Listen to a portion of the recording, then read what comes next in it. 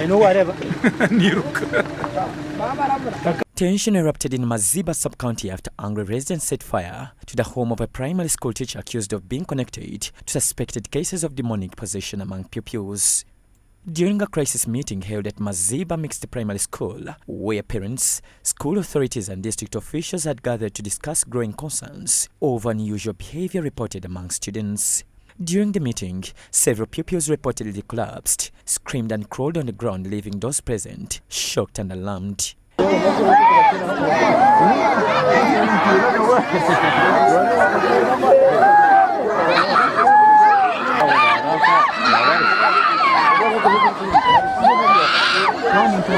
In the wake of these events, accusations emerged within the community, with the teacher being linked to the mysterious occurrences.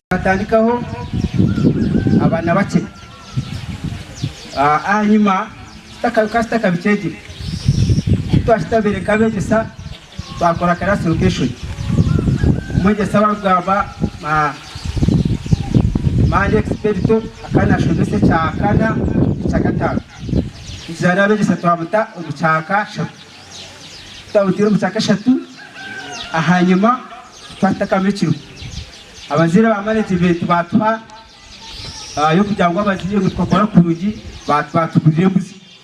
batugurire buzi batesete sike mutabire tano abaziye ba management bazo budget twakore mbaga twaje gukora umweje sabyona ngo yabirese cyajangwe muzi ati ningireta ate koko ningireta ngori jona jahedegwa abihire owe. As the meeting unfolded, the situation escalated into violence as a group of residents took matters into their own hands and attacked teacher Expedito Monday's home, burning down 2 houses and killing livestock. Monday is now in hiding under police protection.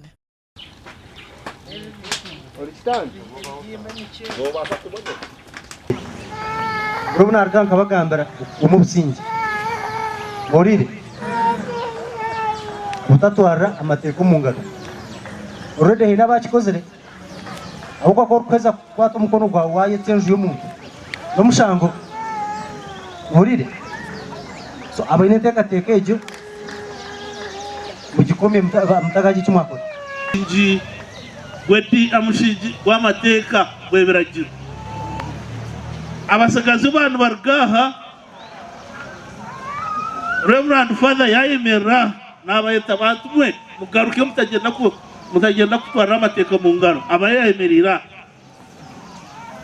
chairman na wogu nayemera batumwe mutagenda ukamwe kindiga okuteka kurunji kubera kwero mito yabo baje ntuza kusingwa ebituraga birabaho bonka bitari mu koko nabireba cyo myaka yimazire mu mashomero twatubivugana abana bakwatwa tubiha mushuba none munogo bunandi rushoroza tubatwara kinyogo babashabira bashobagira ki bashobagaruka bonke byaha barakwiye gushaba munogo cyo nareba bonka twashaba turasigwa.